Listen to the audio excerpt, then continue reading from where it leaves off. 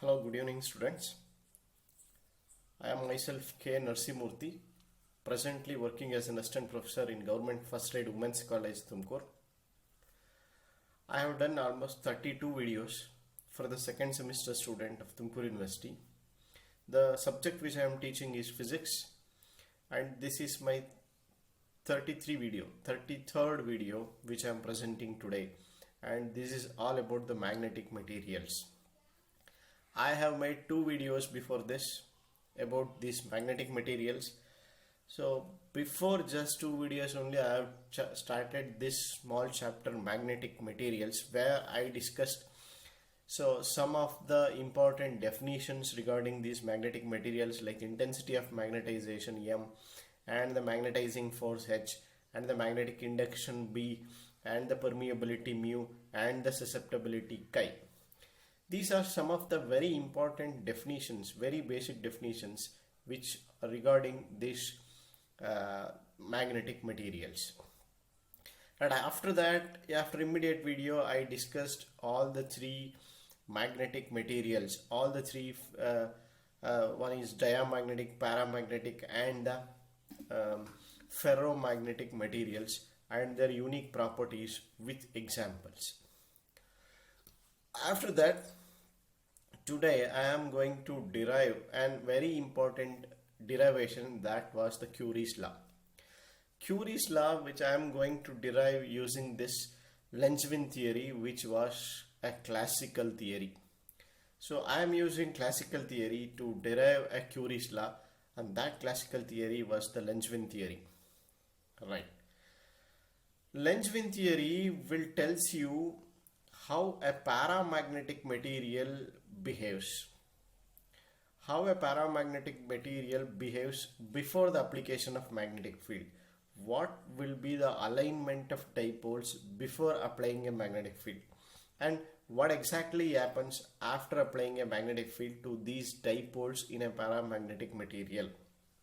It completely talks about the paramagnetic material and the alignment of the dipole and the net magnetization which comes out of these paramagnetic material due to the application of the magnetic field. Okay, let us consider and let us derive this Curie's law with the help of Lenzwin theory, and that was the classical theory for a paramagnetic material. Now,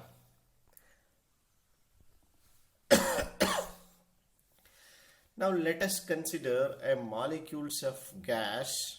Now I am considering a gas molecules which having n number of molecules per unit volume. I am considering a lot of molecules. In that large number of molecular gas, so let n be the number of molecules or atoms per unit volume. Okay. So say it is a molecular density. N is a molecular density.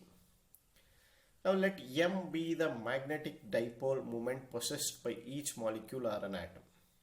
Now one single molecule, the magnetic moment will be M. Small letter M represents a magnetic moment of each atom or each molecule in this molecular gas. So before application of a magnetic field, so how these magnetic dipoles, each molecular dipoles are oriented? I have told you in my previous video that they are randomly oriented in the paramagnetic material. Okay, right. So one is in this direction, one is in this direction, one is in the other direction. There are a lot of random orientation of each molecular dipoles before application of magnetic field. But when you apply a magnetic field for a paramagnetic substance, of course they are weakly magnetized, they are feebly magnetized, but in a direction of a applied magnetic field. Now what happens exactly in the molecular dipole is that these dipoles starts orienting in the direction of the magnetic field. These dipoles which are randomly oriented earlier, now they start orienting in the direction of the magnetic field, giving rise to net magnetization. That will produce a net magnetization. They are feebly magnetized. They are weakly magnetized. These paramagnetic materials are weakly magnetized. they start orienting in the direction of magnetic field when you apply a magnetic field. Right. Now what happens here is, now if I look for the potential energy of these dipoles, which are inclined by an angle of theta to this magnetic field. So magnetic field in this direction, and each dipoles are oriented with an angle of theta to this magnetic field. If I look for the potential energy of these dipoles, I know the equation for potential energy is m dot b. In fact, you have to mention with the negative sign. It is minus mb. B, you have to take a component of the dipole along the direction of magnetic field, because another one will get cancelled. Look at the diagram. You look at the diagram, we have a magnetic field along y-axis, and this is the dipole orientation m. If I resolve this m into two components, one will be along the magnetic field, which is mb cos theta. Another will be along the x-axis, which is m sin theta. This m sin theta will cancel with the other m sin theta of some other molecular dipole. Got it? Okay. So ultimately, I left with only these dipoles, component of the dipole along the direction of magnetic field. Rest of these components will cancel each other with some other molecules of the dipole, some other molecular dipole. Okay, so this x component will cancel each other, because this is m sin theta of some molecule and this is m sin theta of some other molecule, and they get cancel each other. Ultimately, I have only the component which is along the y-axis. I will get only the component of magnetic field which is along the magnetic field. So finally, I will get this m cos theta. So therefore, the potential energy will be mb cos theta. Potential energy of each molecular dipole or each atomic dipole will be U equals to mb cos theta. In fact, it's minus mb cos theta. Let us call it as equation number 1. As I told you, when applied magnetic field will tends to align these dipoles in the same direction. But okay, fine. Magnetic field will try to align this, try to orient this in the field direction, but actually the thermal energy is what tends to randomize them. This thermal energy is what sending them back to the random condition. Okay, so exactly the thermal agitations will be there, therefore they may get magnetized because of the thermal agitation. So I need to have very less thermal agitations to get these dipoles oriented in the direction of magnetic field. So less agitation, you will get more magnetization. If temperature is more, if more and more thermal agitation will be there in the molecular gas, you can expect less magnetization, because due to this thermal agitation, these dipoles will go back to this random condition. Okay, therefore increase in the magnetic field B will produce a preferential orientation with a magnetization M. Now I am calling the magnetization M. This is the net magnetization. So if I have to calculate the net magnetization, that is what my intention is. That is what Langevin theory is pointing about. Langevin theory is pointing about the magnetization. It is all about finding a net magnetization in the direction of magnetic field. Okay. Yeah. If I look for the net magnetization, it will be m cos theta. Of course, m is the dipole moment in the direction of m cos theta is the dipole moment in the direction of the magnetic field, multiplied by the n number of molecules per unit volume will gives us the total magnetization. But I have done something here. I have done a bar for this cos theta. This cos theta bar will tells you the average distribution of these dipoles in thermal equilibrium, in fact. So you have to take an average distribution, because dipoles, this is the direction of magnetic field. These dipoles will be all around. These dipoles will make a solid angle, not just the theta, because it is not in one dimension. It happens in a 3 dimension. This dipole moment will be in 3 dimension. Therefore, there comes a concept of solid angle. You cannot simply take one directional theta. You have to take a solid angle home. Some you call some other symbol for that solid angle. Let's call it as home. Right. Yeah. Now I'll take the help of statistical physics. The Maxwell's theory, the classical Maxwell's-Boltzmann distribution law will tells us the number of atoms or molecules which are inclined at an angle theta to the direction of magnetic field. I have to undoubtedly go for a classical mechanics and statistical physics, which gives us the number of molecules which are inclined at an angle theta to the direction of magnetic field. Okay, right. This easily I can write this as number of atoms or a molecule can be written as exponential minus UKT. This equation I have written just by from the statistical mechanics, just how this Maxwell's Boltzmann law will says about the number of molecules. Okay, right. Yeah, that will be equal to, you know what is the value of potential energy is? It is mb cos theta minus mb cos theta minus gets cancel. It is exponential mb cos theta divided by kt. This is what the number of molecules which are inclined at an angle theta to the direction of applied magnetic field, where we know K is the Boltzmann constant and T is the temperature. Right. I'll move further. Now what I need to calculate here is the cos theta average. That is the big challenge for me, to calculate the cos theta average and substitute in the what equation? Equation number 2. So now the challenge is to calculate the value of cos theta bar, averaging and distribute and substituting in that equation to get a total magnetization in a molecular gas. Right, let's do that. Let's do a cos theta average. Now how I am doing average is I am adding all the terms and dividing it by number of terms. Exactly a simple way of averaging. But here how I do adding the terms is just by integrating. How I do addition of number of terms, again it is by integrating. So it is integration I am doing in both the numerator as well as in the denominator. Yeah, the average concept is same here also. What I am doing is I am adding up all the cos theta components. Here also number of terms I am adding up. Right. So cos theta terms, it is absolutely a number of molecules multiplied by cos theta. You have to take this number of molecules, averaging cos theta. You need to have number of molecules having this this angle theta has to be multiplied. Exponential mb cos theta by kt, which I have given by which I have taken from the Maxwell's Boltzmann distribution, will gives us the number of molecules in that angle theta.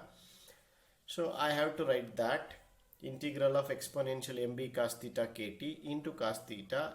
You have to write a solid angle d home, because this is happening in a 3 dimension. You cannot take a single angle in 1 dimension. You have to go for 3-dimensional case. Right. In the denominator, I have to sum all that these things number, and it is simply exponential mb cos theta by kt. This I am not multiplying cos theta here. Okay, right, into d home. Now I have told you d home is a solid angle. I know the equation for this solid angle is 2 pi sin theta d theta. Okay, right. So what I am doing now in the next step is I am substituting the solid angle both in the numerator and denominator, where this 2 pi get cancels. I left with only sin theta d theta both in the numerator as well as in the denominator. Right. So cos theta average is 0 to pi exponential mb cos theta by kt sin theta cos theta d theta divided by 0 to pi exponential mb cos theta by kt sin theta d theta. Let us call it as equation 3. We have to move further by taking this equation 3. Okay. Now, yeah, I'll substitute equation 3 in that equation 2. Equation 2 is what? The equation of intensity of magnetization M, which is Nm cos theta average. So cos theta average is what the big equation which I got.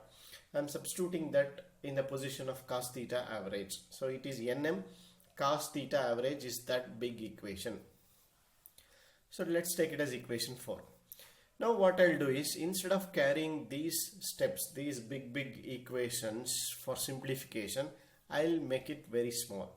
Okay, so instead of writing big equation all the time, I'll write a very small equation. I'll substitute MB divided by KT as some A. Okay, and I am trying to change the integral as well. I am substituting cos theta as x. I am changing the variable from theta to x, so that it will be a simple for me to integrate. I am taking cos theta as x. So if I differentiate this, minus sin theta d theta will be equal to dx. Okay, right. I need to change the integral also. You cannot only change the variable just like that. You need to change the limit of integration according to that. Okay, right. When theta equals to 0, okay, what is the value of this x? So cos 0 is 1, so x will be 1. So when theta equals to pi, what is the value of x? Cos pi is minus 1. Now my changed limits are 1 and minus 1. Instead of 0 and pi, instead of 0 to pi, now I have to change my limits of integration from 1 to minus 1, because as I am changing the variable theta to x. Right. This makes my simplification easier. This my integration very easier. That is why I am changing over this variable theta to a variable x. Now look at how small equation which I got. Okay, it is nm minus integral of 1 to minus 1 e to the power of ax into x. So the mbkt is what? A. Cos theta is x e to the power of ax. Okay, so this sin theta d theta will be dx. In fact, it has to, minus sin theta d theta is dx. Let's write minus there, and cos theta is x. Okay, I have a much simplified, much small equation just by changing the variable theta to x. Right. Okay, now I can change the integral as well. If you know this kind of identity, integral a to b f of x dx will be equal to minus integral b to a f of x dx. Change the integral, just sign will change, nothing will happen. So therefore, instead of writing 1 to minus 1, there is a minus sign in the numerator. I changed from minus 1 to 1. Minus 1 to 1 x e to the power of ax dx. In the denominator also I will do the same thing. Minus 1 to 1 e to the power of ax dx. Okay, I have changed the integral upper and lower limits both in the numerator as well as in the denominator. Right. Now I will take an identity of mathematics. So it is integration by a product rule, integration by parts. Integration by parts will tells you integral of uv is equal to u integral of v minus integral of v into du. It is a first function into integral of second minus integral of second function and differentiation of first. Okay, right. We'll do that. Yes. First function is x into integral of v minus integral of e to the power of ax dx minus double integral of e to the power of ax minus differentiation of first is x differentiation will be 1. Dx by dx is 1. Right. In the denominator, I write this same thing, minus 1 to 1 integral of minus 1 to 1 e to the power of ax dx. Alright. Now, yeah, nm, what I am trying to do is, I am integrating this here. Integral of e to the power of ax is e to the power of ax divided by a. Okay. So within the bracket, I have integrated the first term, e to the power of ax by a. The x will remain as it is. Minus, you have to integrate this twice. You have to integrate this twice, e to the power of x. If you do it twice, nothing will happen. E to the power of x divided by a, again e to the power of x divided by a, it becomes e to the power of ax divided by a square. Okay. Still, I have not applied a limit. Limit is there from minus 1 to 1. Right. Now in the denominator also I will do the integration e to the power of ax divided by a. Limit will be from -1 to +1. Okay, fine. Now if I apply the limit, I'll get a beautiful equation. M is equal to nm 1 by a. Okay, so upper limit e to the power of a minus of minus plus lower limit e to the power of minus a. Exactly. For the first term I applied. For the second term, if I apply minus 1 by a square, upper limit minus lower limit. In the denominator also I am doing the same thing, upper limit minus lower limit. I got that equation. So what I will do next here is I will take out 1 by a as a common factor. If I take 1 by a, then I left with e to the power of a plus e to the power of minus a minus 1 by a e to the power of a minus e to the power of minus a. So I have 1 by a in the denominator, 1 by in the numerator, easily cancels. Right. So finally this is the equation of magnetization which I got. Let us move further with this. Now what I'll do is I am separately dividing the denominator for the first term and second term. Okay. Right. So for the first term e to the power of a minus e to the power of minus a, I divided the first term minus of 1 by a second term. So second term that cancels and I left with 1 by a in the second term. But look at the first term. First term is cot hyperbolic a. We know what is cot hyperbolic a from the mathematical identity, which is e to the power of a plus e to the power of minus a divided by e to the power of a minus e to the power of minus a. Right. So what I am doing is here this cot hyperbolic a minus 1 by a, I am taking it as a Langevin function. Let us call it as L of a. L of a is the Langevin function. Now this magnetization, intensity of magnetization will becomes Nm L of a. L of a is the Langevin function. Now if interesting graph. If I plot a graph of L of a Langevin function versus a, which is m by kt, the graph will increase and finally it becomes a constant till up to 1.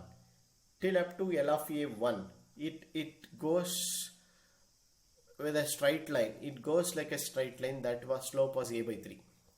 So that's the line a by 3. This line will also exactly go in the same way where the a by 3 will go. Okay, up to 1. After 1, this L of a will remains constant. I will tell you what this exactly tells. What this exactly tells and what exactly it linearly varies up to this L of a 1, and after that what exactly remains constant. Right. For larger a, I mean to say after L of a 1, t will be small. Look at that. Go back and look at that. T, a is equal to mb by t. T is in the denominator. T is large mean a, what I said, t is small. If t is small means a is large. For larger a, after this 4, for larger a, L of a will be 1. Langevin function will remains constant and L of a is 1. You can take intensity of magnetization as simply n into m. After this L of a Langevin function is 1, magnetization will be simply n into m, completely aligned. That tells you that magnetization reaches a saturation, means almost all the dipoles are oriented in the direction of magnetic field after that point. After L of a is 1, it remains constant. But when t is larger in a sense a is small,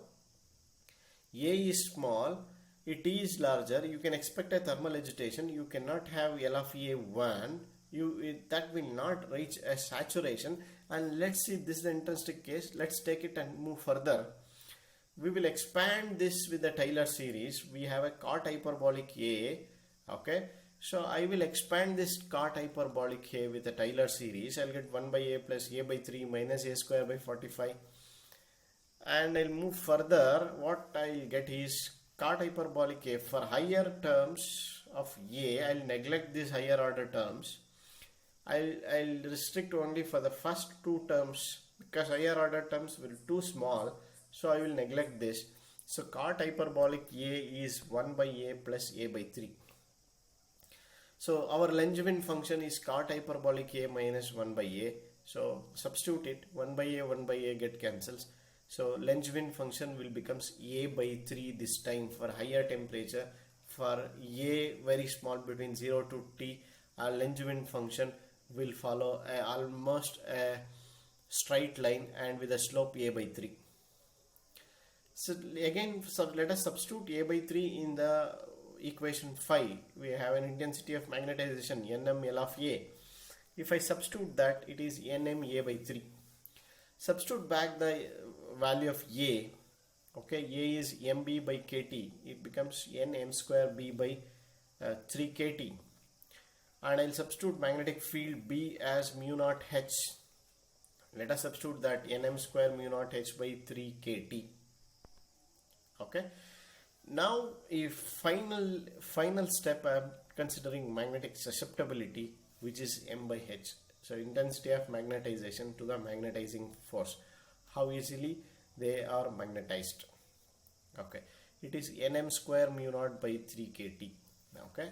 So till now I was calculating the intensity of magnetization. After the final step, I will go to calculate the susceptibility, which is m by h. I am dividing this equation by h. I will get nm square mu naught by 3 kt, where except this 1 by t, all other terms are constants, and that was called as c, and this is called a Curie's constant. So, okay, this is exactly what the Curie's law. Chi, magnetic susceptibility, is equal to c by t, is what the Curie's law. So Curie's law states that the magnetic susceptibility of a paramagnetic material is inversely proportional to the temperature, absolute temperature. You can say chi is inversely proportional to T, or chi is equal to C by T, where C is called a Curie's constant. So and the value of that Curie's constant is nm square mu naught by 3k. This is what the Curie's law, which we finally got by applying the Langevin theory for a paramagnetic substance. Okay, so I have derived the Curie's law with the help of Langevin theory, which was a classical theory. Okay, right. These are some of the books. You go through it, and thank you very much.